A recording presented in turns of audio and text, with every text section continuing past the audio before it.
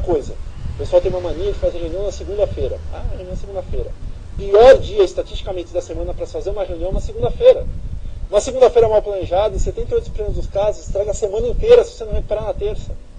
Ou seja, qual que é o melhor dia para fazer reunião? Na sexta. Que o pessoal hoje acha que é o pior dia.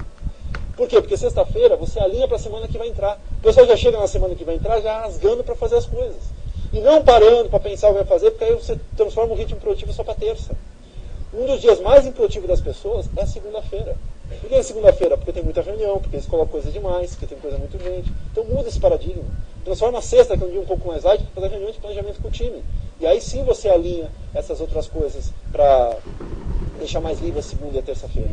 Só mudando isso. É um paradigma. Muita gente fala, não dá. É claro que tem negócios e negócios. Pô, negócio imobiliário, às vezes eles trabalham sábado e domingo para plantão e tudo mais. Então aí não tem como. Eles têm que fazer a reunião mesmo de segunda-feira, porque para alinhar o que foi no final de semana. Mas a maioria dos negócios dá para cortar esse tipo de coisa. E, principalmente, você tem que gerenciar equipes e não tarefas. Tem muito diretor, tem muito empreendedor, tem muito gerente que fica pegando a coisinha pequenininha, sabe? Você fez a tarefinha hoje que eu te passei? Você não tem que saber de tarefas, tem que gerenciar as macro coisas. Deixa a equipe se microgerenciar e você macrogerencia. Pessoal, é o seguinte, eu preciso desse relatório, entregue na sexta-feira, daqui a 10 dias, tudo bem? O que vocês vão fazer é isso, beleza? Beleza. O que você faz? Eu tenho 10 dias para fazer. No 7º dia, você faz um follow-up. Pessoal, relatório daqui a 3 dias, tudo bem, tudo tranquilo. Você não precisa se preocupar se o cara vai fazer na segunda, na terça, na quarta, na quinta, na sexta. Isso aí as tias faziam na escola. Não faça isso com a sua equipe. Deixa eles se planejar, eles se priorizarem em função do que é importante com relação a eles. Tendo a responsabilidade da entrega no prazo. Cuide das entregas e não das microtarefinhas. Muda a relação também com relação ao tempo em cima disso. E eu falei planejamento. E aí existe uma forma de você planejar com a sua equipe para fazer o quê? Reduzir o volume de urgências e para você alinhar as prioridades do que vai surgir na próxima semana. Essa reunião deveria ser feita toda sexta-feira, por volta das 2, 3 da tarde, com relação a quê? O que vai acontecer para a próxima semana. Essa reunião eu brinco que é uma reunião nostradâmicas. É aquela reunião que você vai parar para prever o que pode ou o que não pode acontecer de errado, de urgente na semana que vem. E tomar medidas de ação com relação a isso. Essa reunião ela não pode demorar mais de 20 a 30 minutos para um grupo de até 10 pessoas. Se você demorar mais do que 20 a 30 minutos para essa reunião com um grupo de até 10 pessoas, você está fazendo a reunião errada. Essa é uma reunião de planejamento em equipe. Não é uma reunião de fazerjamento em equipe. Porque o pessoal gosta de fazejar. O cara está no meio da reunião, o que ele faz? Aconteceu isso aqui no cliente. Peraí, vamos ver. Começa a fazer. Não, não é isso. Nós estamos planejando e evitando que as urgências aconteçam.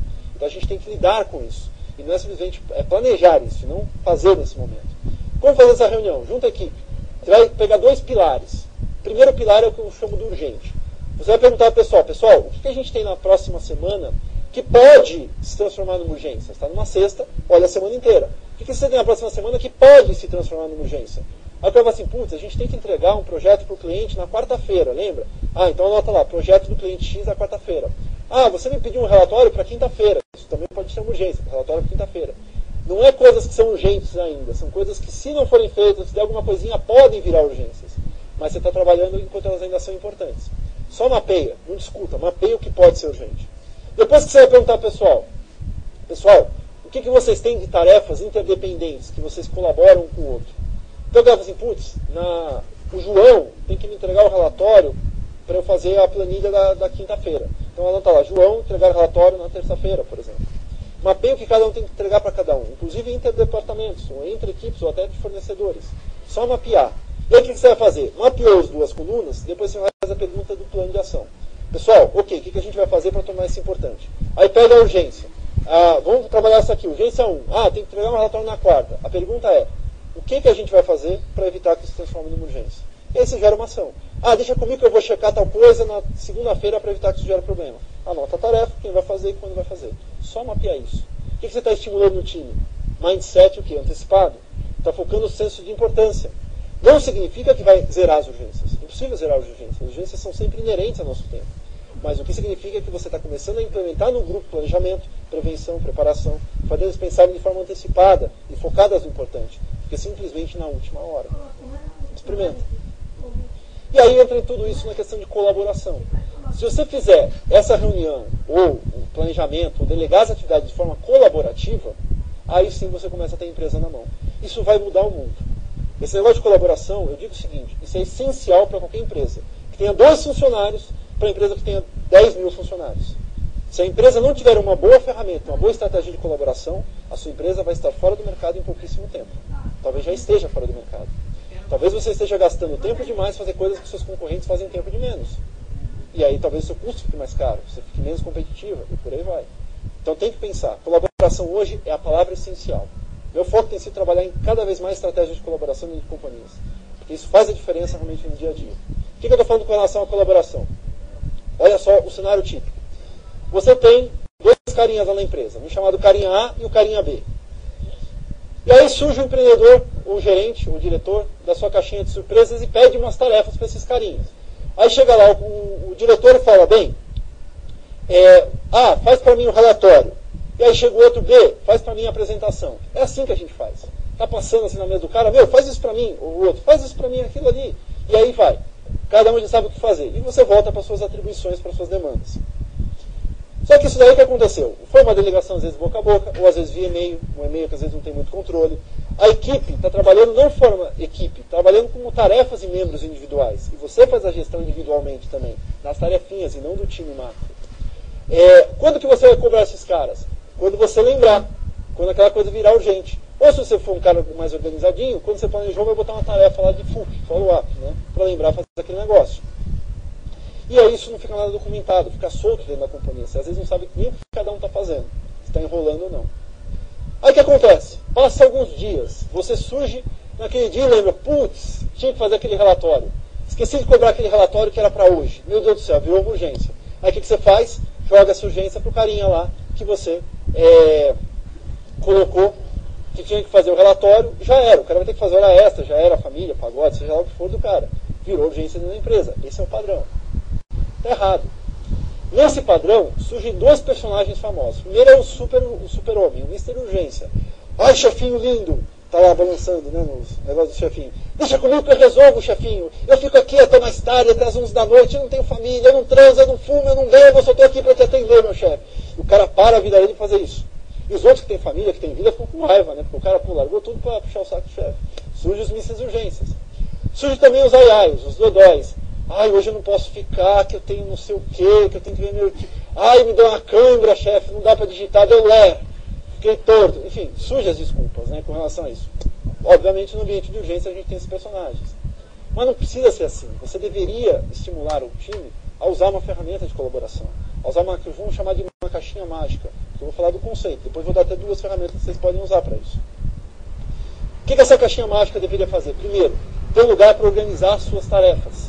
O que é organizar as suas tarefas? Umas demandas para o que cada um tem que fazer, o que cada um, quando cada um vai entregar cada coisa. Quando você delegar, você delega pela caixinha mágica essas atividades. Ficam registradas, ficam documentadas, tem um prazo. Se atrasar, todo mundo vai ver. Você compartilha conhecimento também.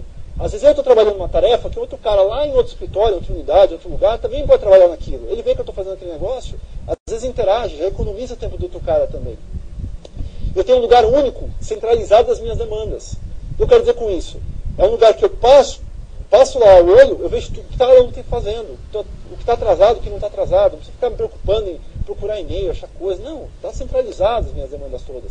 E dá uma área única para o gestor, uma visão única de o que a minha equipe está fazendo, o que está no prazo, o que está atrasado, o que eu preciso me preocupar.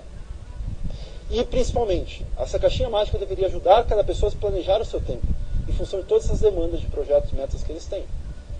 Então, como que seria essa caixinha mágica? Né? Seria esse painel geral de atividades, essa troca de ideias, podia ter chat, podia ter micromensagens, ia evitar o uso de e-mail, as pessoas iam comentar mais em cima de atividades e menos por e-mails. E aí, como é que funcionaria, então? O chefe vai lá, passa a tarefa via caixinha mágica para o funcionário B, que já sabe o que fazer, e já tem também os outros, que cada um vai fazer a coisa. Aí sabe o que acontece? O milagre da produtividade.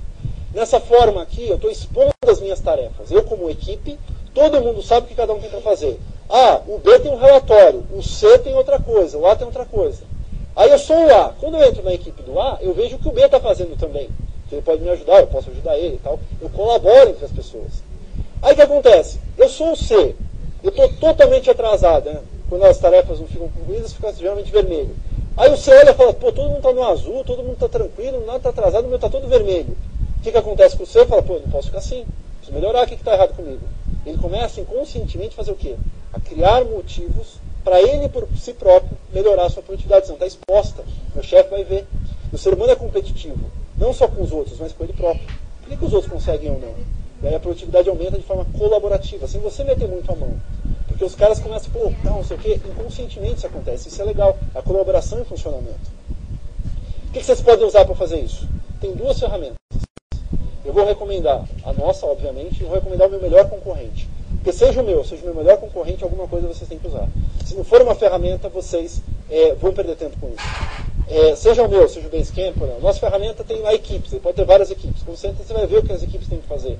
Está atrasado, se não está, a gente dá dica, tipo assim, não adianta colocar essa tarefa para ele na quarta-feira, que ele não consegue fazer na quarta. O tempo dele está alocado demais. Ou a quarta-feira dele é extremamente improdutiva. Joga para quinta, que a chance de fazer vai mudar para 90%.